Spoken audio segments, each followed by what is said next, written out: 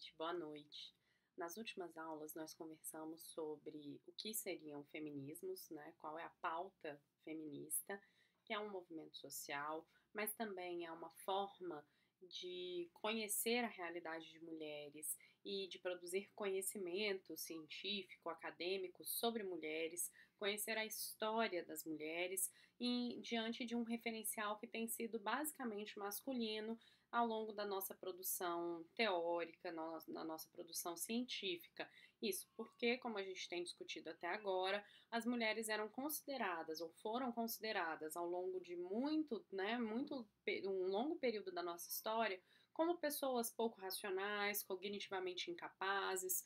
Logo, o movimento feminista ou os movimentos feministas trazem a pauta da capacidade racional das mulheres, mas também trazem outras pautas, para além da igualdade jurídica, igualdade no casamento, o direito ao trabalho, as condições de trabalho, também vão começando a trazer pautas sobre os direitos sexuais e reprodutivos, e isso já na década de 60, e essas pautas de como é que nós precisamos ampliar a vida, né, a dignidade de mulheres, a dignidade da vida de mulheres vai se ampliando ao longo da nossa história, ao longo da década de 80. A década de 80 marca o que a gente chama do início da terceira onda feminista. Então, a gente falou da primeira onda da igualdade jurídica, a segunda onda, um aprofundamento desse debate, principalmente unido aí aos direitos civis nos Estados Unidos, e a terceira onda ela surge com uma força um pouco diferente, questionando esses universais. Então, questionando aquela mulher universal que era a pauta do início da primeira onda, que era dizer todas as mulheres são iguais e todas as mulheres são iguais aos homens.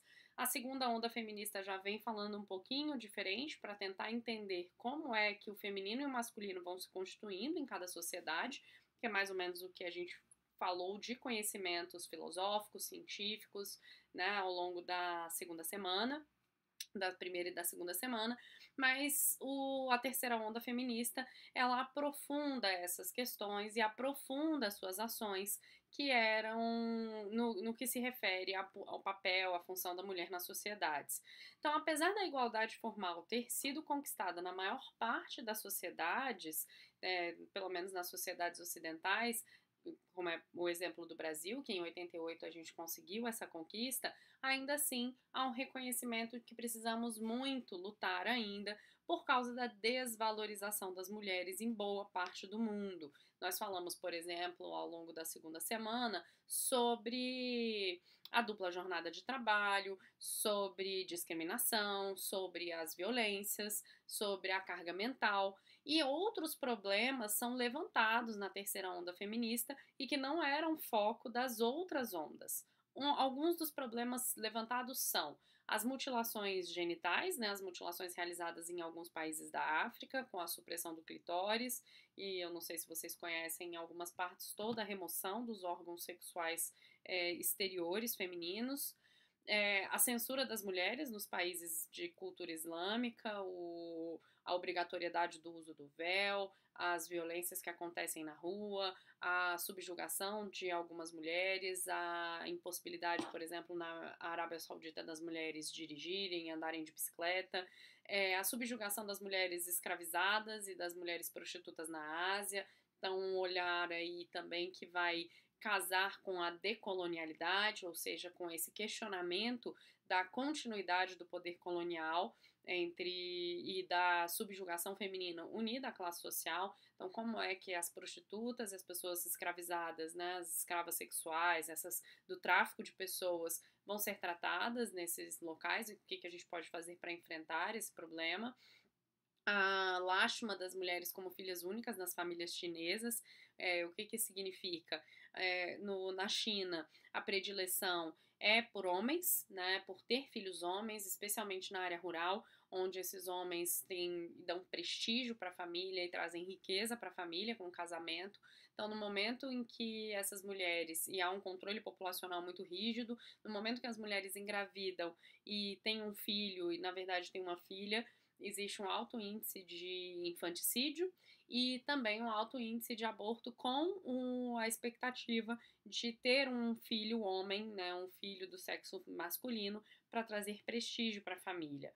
O tráfico de meninas e mulheres para fins de prostituição, e o Brasil é um grande local que vitima mulheres, e a gente tem estados como o Tocantins, o estado de Goiás, que são locais muito importantes para angariar, né, para aliciar essas mulheres, e aí a gente tem que aprofundar a discussão sobre o tráfico de pessoas e o tráfico de mulheres e o tráfico de meninas, e normalmente esse tráfico implica na escravidão por dívida, no cárcere privado e na impossibilidade dessas pessoas exercerem outras atividades além das violências e dos adoecimentos que as meninas e mulheres estão submetidas, as violências contra mulheres e o feminicídio, e aí no Brasil nós temos pelo menos 30 e 40, entre 30 a 40 anos de discussão sobre o que significa falar de violência doméstica no Brasil, uma discussão muito importante sobre o feminicídio, com uma conquista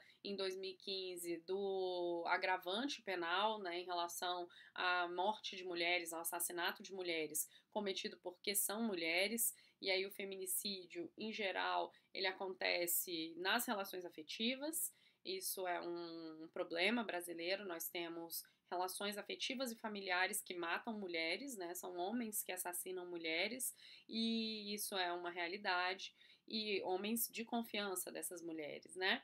Nós também estamos falando ainda sobre direitos sexuais e reprodutivos, tanto o direito à legalização do aborto ou à descriminalização do aborto também. Em alguns países não se luta pela legalização, se luta pela descriminalização, ou seja, pelo direito a não ser presa caso um aborto seja cometido. Essa é a nossa pauta brasileira atual, a descriminalização do aborto, não é a legalização. A legalização é um outro passo, uma discussão um pouco mais aprofundada, mas também temos o direito ao acesso aos métodos contraceptivos, o direito à reprodução assistida, tudo isso entra como direitos sexuais e reprodutivos.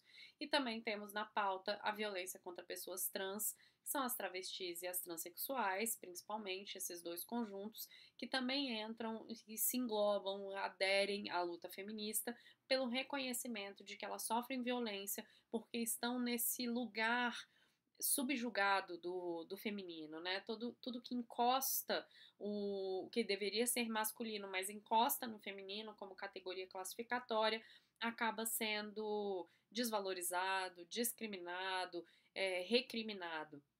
Eu não sei se a gente conversou aqui sobre, eu não me lembro se a gente conversou aqui sobre os xingamentos, por exemplo, a pessoas que são é, tanto homossexuais como pessoas transexuais, travestis. Vamos aprofundar um pouquinho sobre isso no último módulo, né, na última semana, mas o mulherzinha, o bichinha, esses julgamentos, o traveco, que não é nem a mulher nem o homem, são falas pejorativas para designar aquilo que, primeiro, toca no feminino e no masculino como se fosse uma contaminação.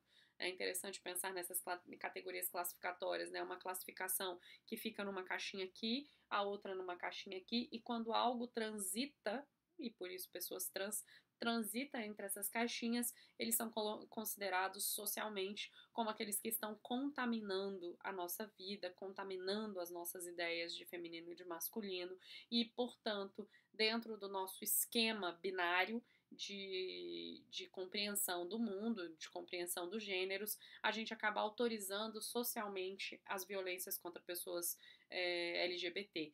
E é importante lembrar que o Brasil é um dos países que mais mata pessoas LGBT do mundo, no sentido de que a gente pelo menos tem algum registro de quando é que essas pessoas morrem em decorrência da sua sexualidade. Não é o único país que mata homossexuais, na verdade, nem homossexuais e nem pessoas trans.